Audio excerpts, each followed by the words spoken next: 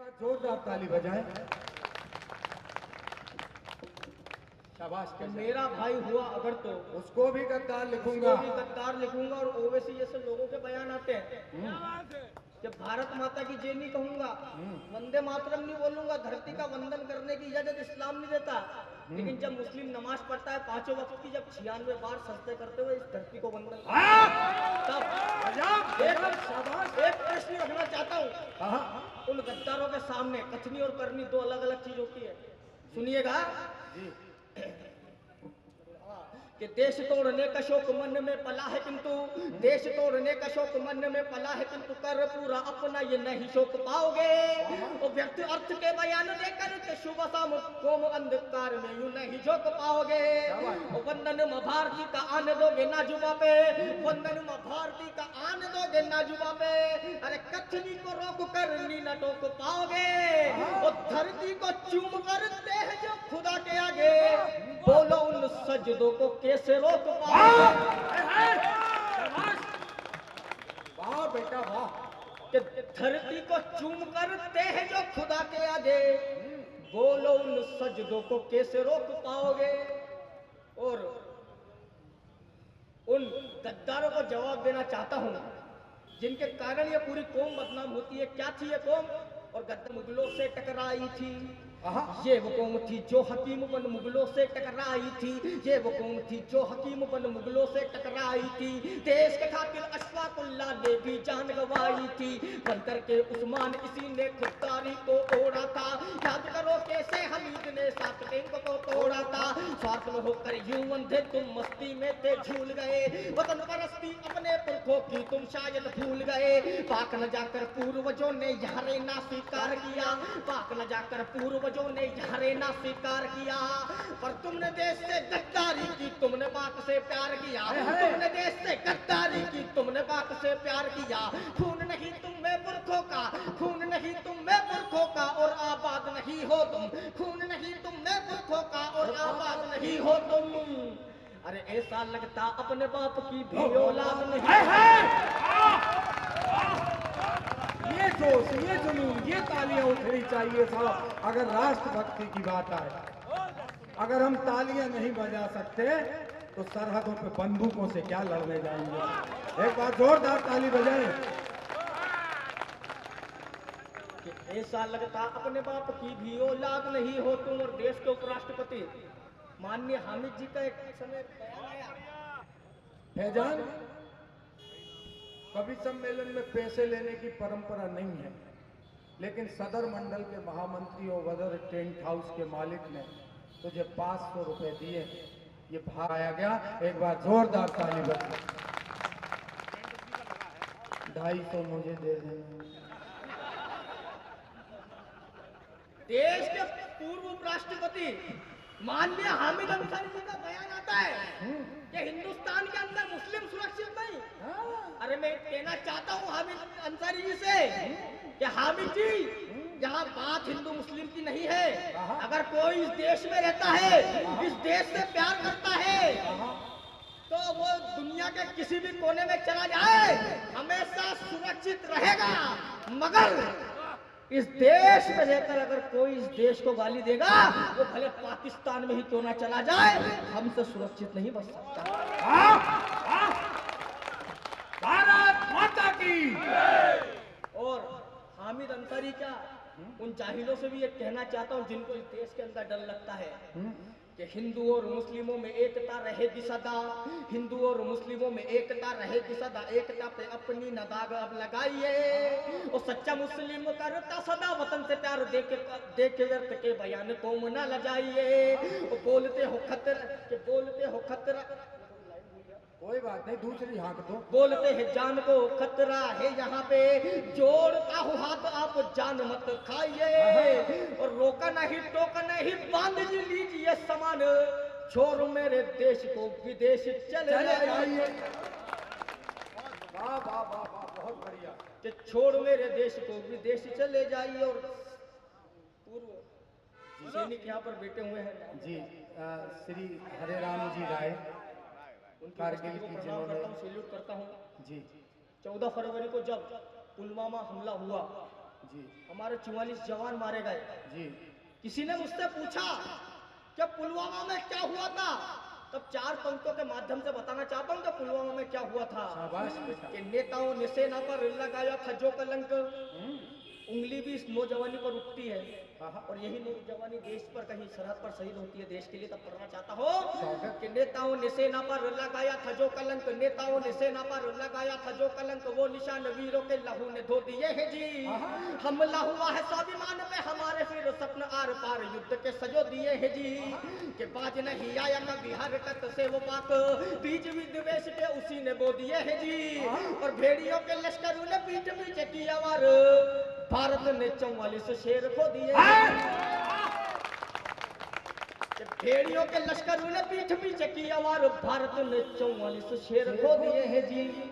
और शर्म उन नौजवानों पर आती है जो इस काले दिन को भूलकर कहीं प्रेम दिवस मनाने में मशगूल थे। क्या बात है, बढ़िया प्रश्न उठाया। तब 4 पंक्तियां पढ़ना चाहता हूं उनके लिए जी कि हे शहीदों से भी प्यारी इश्क की दौलत तुम्हें, आहा, हे शहीदों से भी प्यारी इश्क की दौलत तुम्हें, इश्क की दौलत तुम्हें। अरे लगता है इस हाल में जीने की है आदत तुम्हें। अरे आकर के कर लेना नमन तुम, माटी के सपूतों को मिल जाए गर महबूबा की जुल्फों से फुर्सत तुम्हें। शाबाश बेटा वाह। मिल जाए गर महबूबा की जुल्फों से फुर्सत तुम्हें। मैं कोई प्रेम के खिलाफ नहीं हूँ साहब। रहना भी मत, अभी तेरी शादी भी नहीं हुई। ये दादा मंगनी हो चुकी है जी, बाल विवाह करेगा साले विधायक जी बेटे, अंदर करवा देंगे। मैं कोई प्रेम के खिलाफ नहीं हूँ, लेकिन प्रेम कैसा होना चाहिए। वीर रस के प्रेमी ने अपनी प्रेमिका से क्या वचन मांगा। क्या बात है, वाह बेटा कि सदियों तलक जो रहे जुबां पर वही कहानी बन जाना। हाय हाय, सदियों तलक जो रहे जुबां पर वही कहानी बन जाना, वही कहानी बन जाना। अरे दिल में धधकी ज्वाला बनना, आग का पानी बन जाना। और स्वाभिमान और वतन परस्ती रहे इश्क में भी जिंदा, मैं बन जाऊंगा रतन सिंह तू हाड़ी रानी बन जाना। जिंदाबाद। मैं बन जाऊंगा रतन सिंह तू हाड़ी रानी बन जाना। और पुलवामा हमले के समय व्हाट्सएप पे एक मैसेज वायरल हुआ कि तुमने जवानों के लहू से वैलेंटाइन डे मनाया, अब हम तुम्हारे भस्म से शिवरात्रि मनाएंगे। लेकिन देश की सेना को सलाम करना चाहता हूं साहब, जब बदला शिवरात्रि से पहले ले लिया जाता है तब पढ़ना चाहता हूं कि हमला हुआ जो भारत पर तो खून सभी का खोल उठा, हमला हुआ जो भारत पर तो खून सभी का खोल उठा। बूढ़ा बच्चा नौजवान भड़की ज्वाला सा बोल उठा, बूढ़ा बच्चा नौजवान भड़की ज्वाला सा बोल उठा।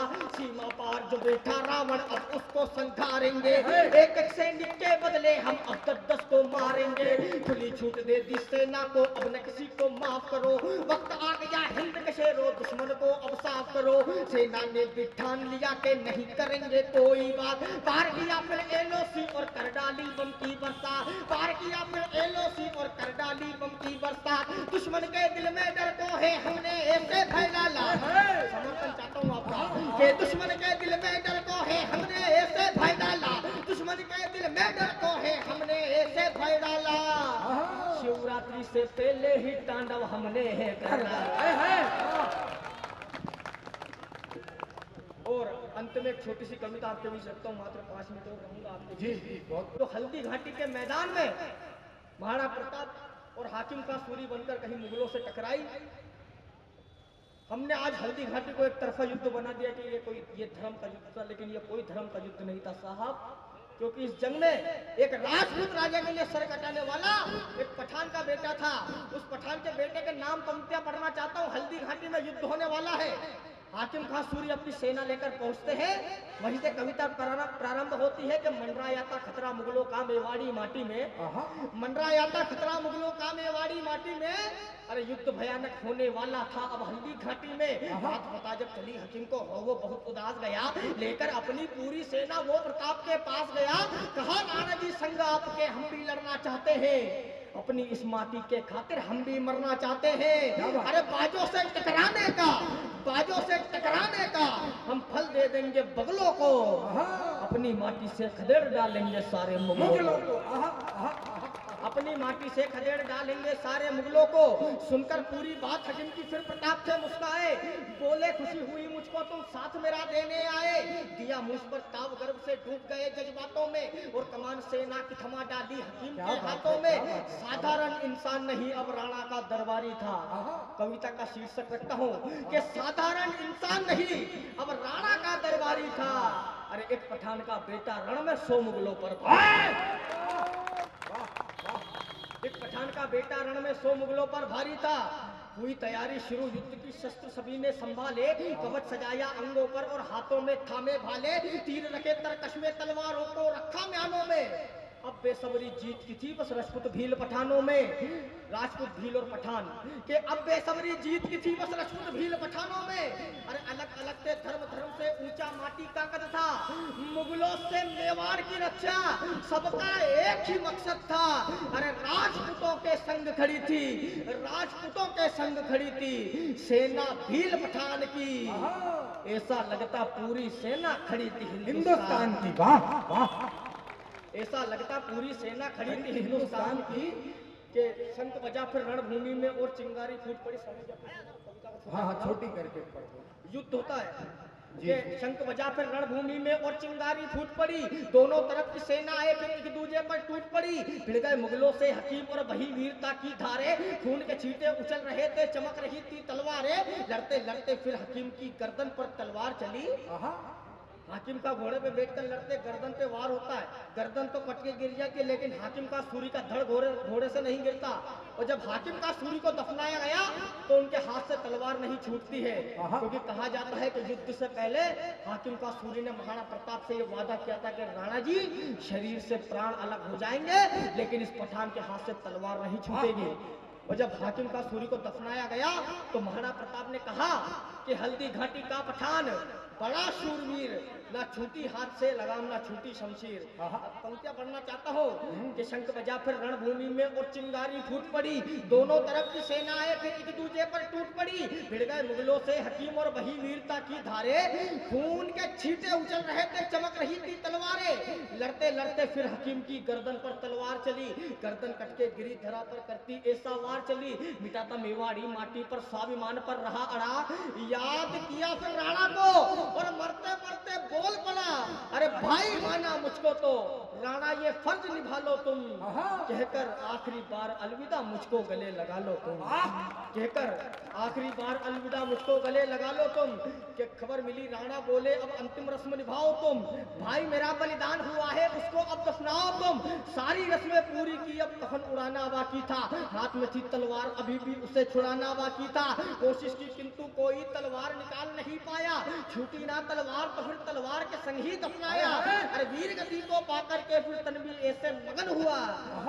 अरे लोग कफन संग होते वो तलवार को लेकर दफन हुआ। होती है कैसी खुददारी हमें सिखाकर चला गया। वफादारी क्या होती है हाकिम दिखाकर चला गया। किया वफादारी में जो वो काम नहीं मिट सकता है। इतिहासों के पन्नों से ये नाम नहीं मिट सकता है। अरे था मेवाड़ी आन बान वो राणा की खुददारी था। एक पठान का बेटा रण में 100 मुगलों के। एक पठान का बेटा